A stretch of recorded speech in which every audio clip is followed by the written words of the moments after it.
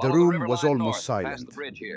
Only the low hum of machinery and the soft glow of a radar screen cut through the darkness inside the Combat Information Center of the USS Lexington.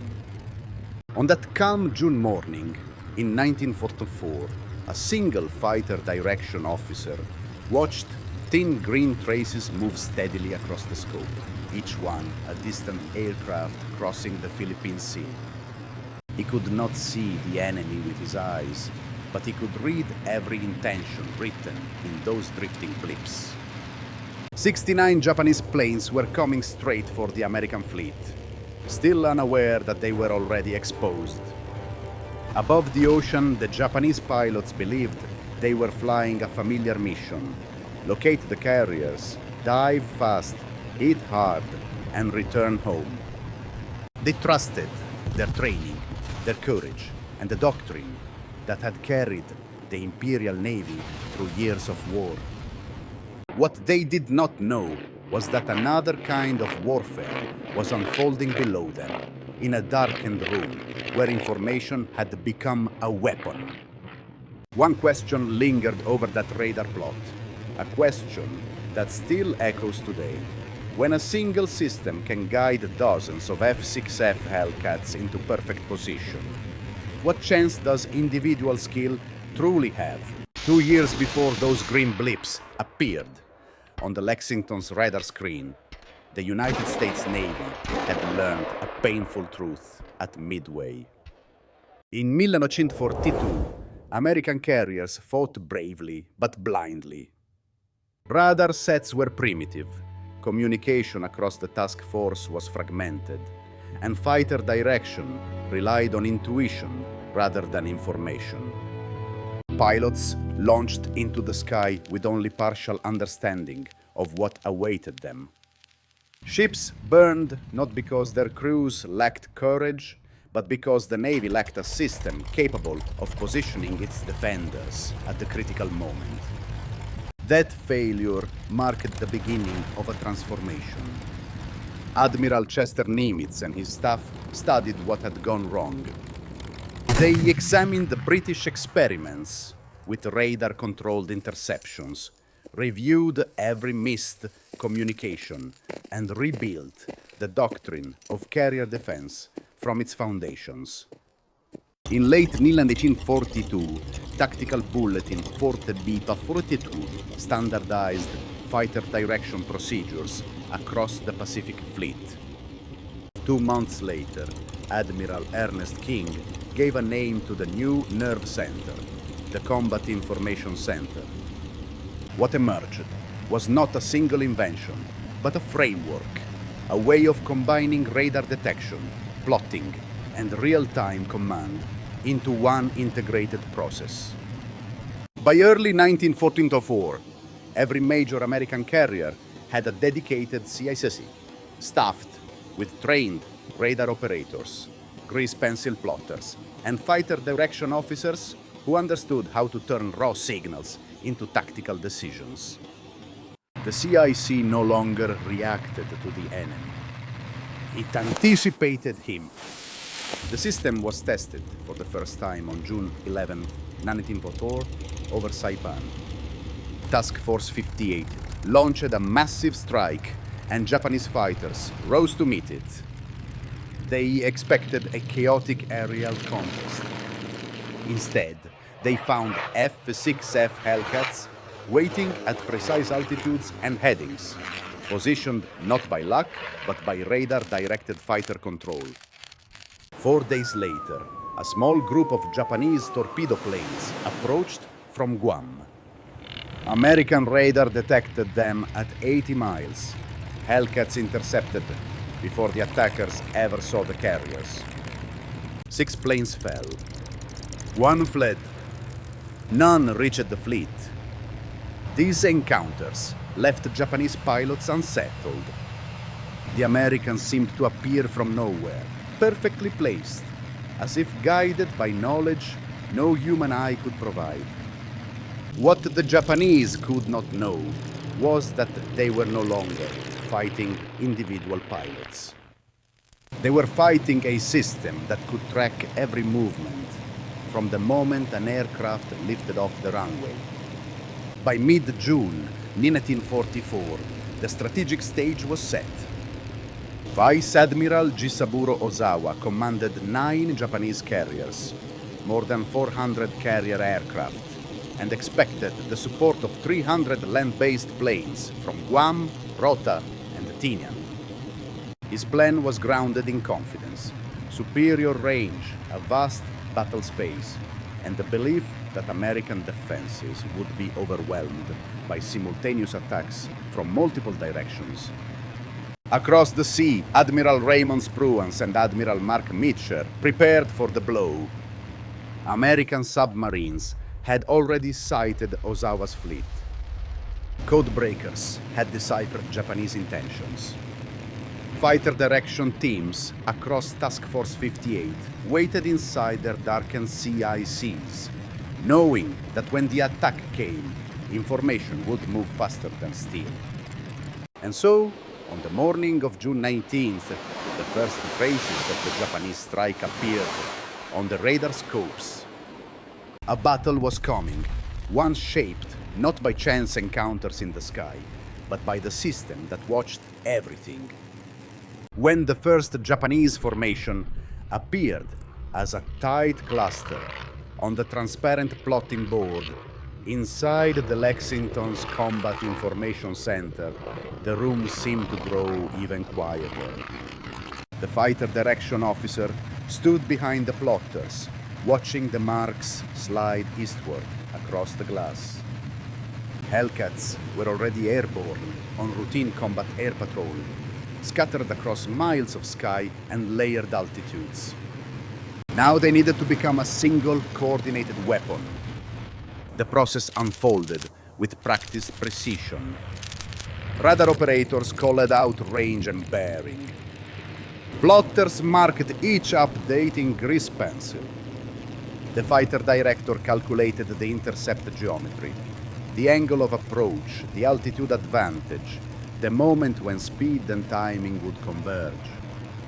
Then came the instructions, calm and clipped over VHF radio. Turn left, heading 270. Climb to Angels 18. Hold it right there, easy. Bogey bearing 295, range 60 miles. Every pilot heard the same steady voice. Raid 1, 17 minutes that changed everything. 69, Japanese aircraft approached in disciplined formation. Zeros, dive bombers, and torpedo planes moving toward the distant shapes of American carriers.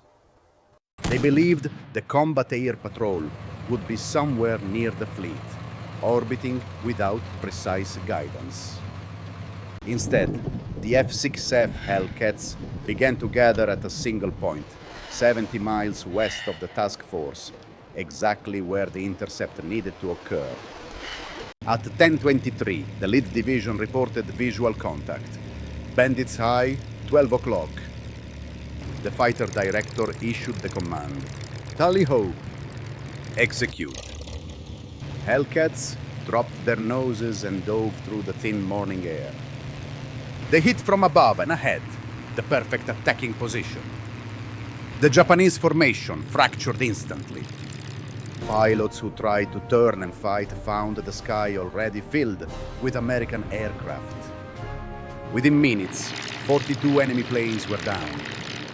The survivors fled or plunged into disarray. Not one reached the American carriers. Yeah, remarkable. Raid 2, a system repeats its pattern. Barely had the last echoes of Raid 1 faded when radar screens lit again. 109 aircraft approaching from the northwest. The Essex group took the primary intercept, with Lexington and Bunker Hill launching additional fighters. Many Hellcats from the first engagement remained airborne and were immediately re-vectored. The Japanese maintained perfect doctrinal discipline, straight flight, steady altitude, no evasive maneuvers. Doctrine assumed an enemy without situational awareness. It had served them well in 1942. It doomed them in 1940. American fighters met the formation 60 miles from the fleet. 70 Japanese aircraft fell. The few that pressed on were shot down by anti-aircraft fire or forced into the sea. Again, no carrier was struck. Raid 3 and Raid 4, the breaking point. The third wave, 47 aircraft from the north, encountered Hellcats almost as soon as they crossed radar range. 7 went down. The rest abandoned the attack, rather than fly into another invisible trap. And hold! The fourth wave never found the fleet. Low on fuel, stressed and disoriented, they turned toward Guam. 27 American fighters intercepted them over Orote Field as they circled to land. 30 Japanese planes were shot down. Others were destroyed on the ground. By late afternoon, the sky belonged entirely to the Americans. In a single day, more than 300 Japanese aircraft disappeared from the war. Watch your footing over And by for all the chaos above the sea, the victory had been scripted somewhere else, in the calm glow of a radar screen. Turning points and consequences. Carriers lost, aircrews gone, and a future unraveled. 500 words. Even as American fighter directors shattered, wave after wave above the Philippine Sea, a quieter but equally decisive struggle was unfolding beneath the surface. At 08:16 that same morning, the submarine USS Albacore sighted the Japanese flagship Taiho. With no time to set a perfect firing solution, the captain ordered a hasty spread of torpedoes. 6 left the tubes. Elevation 40. One of them would intersect with fate. Warrant Officer Sakio Kamatsu, who had just lifted off in a Yokosuka dive bomber, saw the torpedo wakes slicing toward his carrier. In a moment that captured the fierce devotion of Japanese naval aviators, he rolled out of formation and dove straight at the nearest torpedo. His aircraft struck the warhead and vanished in a single blast. He died instantly. The torpedo was destroyed, but another found its mark. Taiho's starboard tanks ruptured, filling compartments with invisible, volatile vapor. At first, the damage appeared manageable. Taiho continued flight operations while engineers investigated the spreading fumes. Then came the fatal decision: increase ventilation to clear the decks. Instead, the system carried fuel vapor throughout the ship. Hours later, a spark, no one knew from where, triggered an explosion that ripped through the carrier from the inside. Fires raced through passageways. By late afternoon, Taiho's fate was sealed. More than 1,500 crewmen perished as she sank beneath the sea. Not far away, another giant was dying. USS Cavalla had found Shokaku, a veteran of Pearl Harbor and Coral Sea. 3 torpedoes struck home. The carrier erupted in towering sheets of flame. Her crew fought the fires bravely, but aviation fuel feeding the blaze made survival impossible. By mid-afternoon, Shokaku rolled and disappeared. 887 sailors went with her. The sky had already taken Japan's air arm. Now the sea claimed its ships.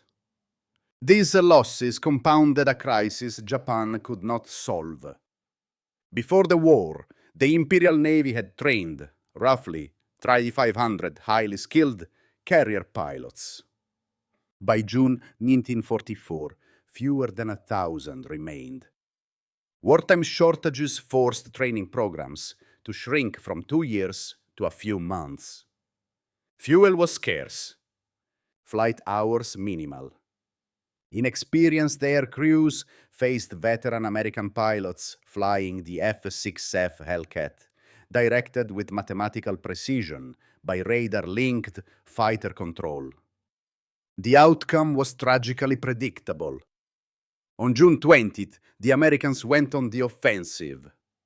Vice Admiral Mark Mitcher ordered a long-range evening strike on the retreating Japanese fleet, knowing aircraft would need to return in darkness with little fuel to spare.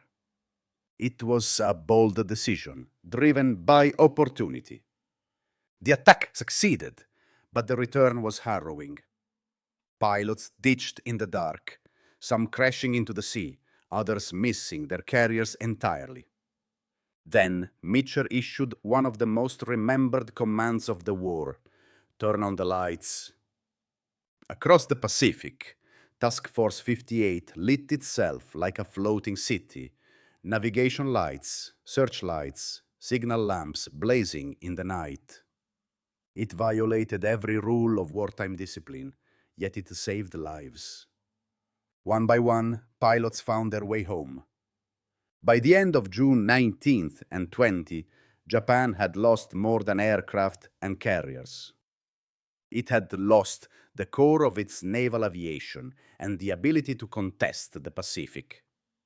The turning point had arrived, not with a single blow, but through the cumulative weight of a system the Japanese could neither see nor counter. From the American side, the Battle of the Philippine Sea revealed a truth that had been taking shape since Midway. Victory in modern warfare would belong not merely to the nation with better weapons, but to the nation that could integrate those weapons into a coherent system. The F-6F Hellcat was a rugged and capable fighter, and American pilots were superbly trained, yet neither would have achieved such dominance without radar-directed fighter control. Inside each combat information center, information moved with purpose, linking detection, communication, and execution into one seamless chain. The result was a defensive architecture that no Japanese formation could penetrate. For Japan, the contrast was devastating. The Imperial Navy possessed skilled aviators, gifted engineers, and even radar of its own, but its carriers remained isolated from one another in practice. Each ship tracked its own contacts. Each directed its own fighters. Doctrine emphasized individual initiative, an admirable trait in the cockpit, but a fatal flaw when facing a force that operated as a unified whole. In 1941, such methods had been effective. By 1944, they were hopelessly outdated. Japanese leaders recognized the American advantage too late and lacked the industrial capacity or organizational framework to replicate it before their air arm collapsed. Strategically, the consequences rippled far beyond the Philippine Sea. With Japanese naval aviation shattered, the American advance across the Pacific accelerated. Saipan fell on July 9th, Tinian on August 1st, Guam on August 10th. The Marianas became the forward base for B-29 bombers that would soon strike the Japanese homeland directly. The illusion of a possible Japanese victory dissolved. Prime Minister Hideki Tojo resigned less than a month after the carrier disaster, an implicit acknowledgement that Japan's strategic position had become untenable. Globally, militaries took notice. After the war, every major navy adopted some form of centralized air defense coordination modeled on the American CIC. The Soviet Union developed its own systems. The Royal Navy refined its early radar techniques. NATO built doctrine around integrated detection and intercept control. Modern battle networks, Aegis, airborne, early warning aircraft, linked command centers, can trace their lineage back to the principles proven in June 1944.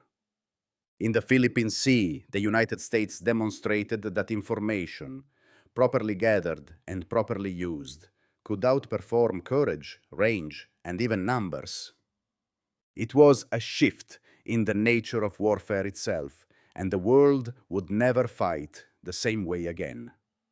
When we return to that darkened combat information center aboard the USS Lexington, we can almost see the silhouettes of the officers studying the glowing radar scopes. No medals. No glory. Just steady hands and quiet concentration. Their names were rarely recorded, their actions seldom celebrated, yet the outcome of the Battle of the Philippine Sea rested on their ability to transform raw data into precise direction. While F-6F Hellcats carved arcs across the sky, the true architecture of victory was being drawn in grease pencil on a transparent board. That contrast remains one of the enduring lessons of June 1944. Japanese naval aviation possessed extraordinary courage and a tradition of disciplined flying. Warrant Officer Sakio Okamatsu's sacrifice, diving his aircraft into the path of a torpedo to protect Taiho, reflects a level of devotion few warriors in any era could match. But courage alone could not overcome a system built on integration. Radar-directed fighter control did not just guide airplanes, it reshaped the battlefield. It turned information into power. It ensured that American fighters met every threat at the perfect place and the perfect time. This is why the Battle of the Philippine Sea stands not only as a tactical triumph, but as a turning point in modern warfare. The United States demonstrated that when detection, communication, and coordinated action converge, the result is overwhelming. Japan's doctrine, forged in an earlier era of visual sighting and individual initiative, simply could not keep pace. In the end, the F-6F Hellcat was more than a superior fighter. It was the visible edge of an invisible system that could see farther, react faster, and strike with certainty. The legacy extends well beyond 1940. Every combat information center, on every modern warship, every integrated battle network, every airborne early warning aircraft carrying the watch today traces its lineage back to those early experiments in the Pacific. The principles proven in the Philippine Sea still guide navies around the world. See the threat first, share the picture, act as one. And so we ask a final question, one that reaches beyond history. What do we learn when an entire system proves stronger than individual skill? For many viewers, especially those who have served or known someone who has, this story is more than a record of victory. It is a reminder that discipline, training, and coordination can shape the fate of nations. If this battle speaks to you, if the story of the Philippine Sea, the F-6F Hellcat, and the Combat Information Center reminds you of someone you knew or something you learned, share your thoughts below. And if you want to keep exploring the lessons that history still holds for us, consider subscribing so we can continue this journey together.